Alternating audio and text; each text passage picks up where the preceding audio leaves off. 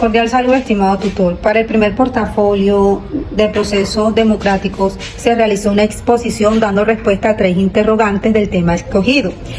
Nuestro grupo, conformado por mujeres, escogió el proceso de la aprobación del voto femenino en 1954 en Colombia. Agarramos este proceso porque consideramos que es uno de los procesos más importantes en Colombia, ya que dio a la mujer la participación en los contextos sociales, políticos y económicos. Poniéndolo un poco al contexto sobre este proceso, ese es un resultado de décadas de lucha, organizaciones y movimientos sociales realizados por mujeres colombianas, las cuales velaban por la igualdad de género, derecho civil y político, los cuales se les habían sido negados durante un siglo. Bueno, hay que reconocer una de las frases más importantes de uno de los actores influyentes en este proceso, quien es Ofelia Uribe de Acosta. Ella decía que el voto de la mujer iba a hacerles perder el perfume femenino. Esto era una respuesta a los comentarios que hacían la prensa. Resultado de esto, muchas mujeres que participaban en el movimiento feminista en esa época, ellas decían que no iban a ser partícipes a este movimiento porque no querían que se les perdiera ese perfumito. Dicho lo anterior, para dar inicio a las respuestas de los 3 interrogantes planteados, teniendo en cuenta el proceso de la aprobación del voto femenino en 1954, quien da respuesta a la primera pregunta es mi persona, Edelmira Rafaela Gómez Iguarán, y respondo a la pregunta ¿cuál fue el contexto social, político y económico? Quien da respuesta a la segunda pregunta es Danellis Hassel Torres, la cual es ¿quiénes son los actores vinculados en este proceso? Quien da la respuesta de la tercera pregunta es la compañera Liz Ginette Guerrero, la cual es ¿cuáles fueron los principales cambios sociales y políticos que se gestaron como resultado en este proceso? En el contexto social, en la década del siglo XX, tras el movimiento sufragista global a favor de los derechos de las mujeres, en especial el derecho al voto femenino, en 1953 se inició con mucha presión para su aprobación al voto, no solo por parte de las mujeres, sino hombres convencidos por la necesidad de participación de las mujeres en esos espacios políticos, como el diputado Félix Antonio Vallejo. También es importante resaltar en el contexto social el acceso a la educación a mujeres en Colombia en el año 1932 y 1933 en el gobierno del liberal Enrique Olaya Herrera, que las mujeres en esta época ellas tuvieron acceso al bachillerato y a la universidad. Esto les permitía ejercer cargos políticos y luchar aún más por el derecho al voto. Es importante reconocer el logro de la Ley 28 de 1932, en el que se reconoce la igualdad en el campo de los derechos civiles, gracias a Georgina Fletcher junto con Ofelia Uribe de Acosta. Teniendo en cuenta el contexto político, la aprobación del voto femenino se va desarrollando desde el siglo XIX al siglo XX.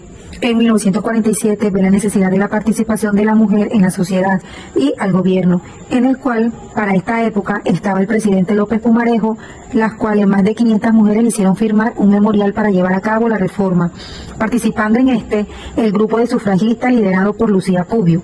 También el reconocimiento del voto femenino en Colombia se logró bajo la dictadura de Gustavo Rojas Pinilla en 1954, a través del acto legislativo número 3 de la Asamblea Nacional Constituyente. Gracias a esto, mujeres como Josefina Valencia, Esmeralda Arboleda y María Eugenia Rojas ocuparon cargos oficiales.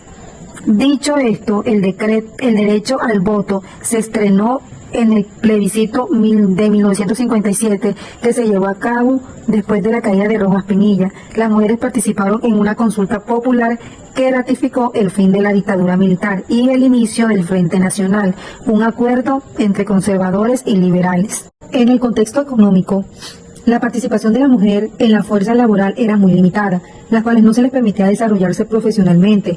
El proceso de la modernización también incluyó la industrialización incipiente, especialmente en sectores textiles, alimentos y bienes de consumo, el cual trajo un crecimiento y un aumento en la participación de las mujeres en actividades económicas fuera del hogar.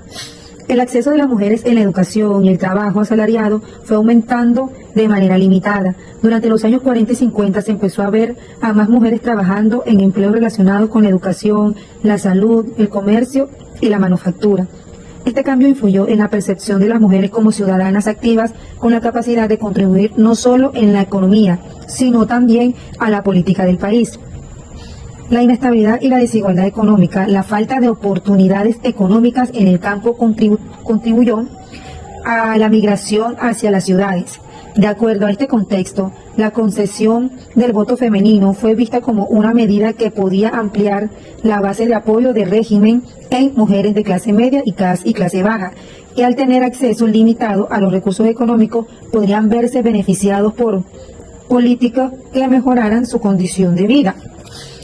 También la presión de la clase media urbana juega un papel importante en la lucha por los derechos políticos de las mujeres. Las mujeres de clase media que tenían el acceso a la educación y trabajar en ellas también ejercían presión sobre el gobierno para implementar reformas que se les otorgaran la mayor presentación política. Mi nombre es Danielis Hazel Torres Palencia, estudiante de Trabajo Social de la Universidad Uniclaretiana, cursando tercer semestre. Respondiendo a la pregunta, ¿quiénes fueron los actores vinculados al proceso de la aprobación del voto femenino en 1954? Los actores vinculados al proceso fueron Ofelia Uribe de Acosta, activistas y sufragistas, organizaciones feministas, partidos políticos, legisladores, sociedad civil. Ofelia Uribe Acosta, quien en diciembre de 1930 presentó al entonces al presidente Olaya Herrera la ley sobre el régimen del voto feminismo.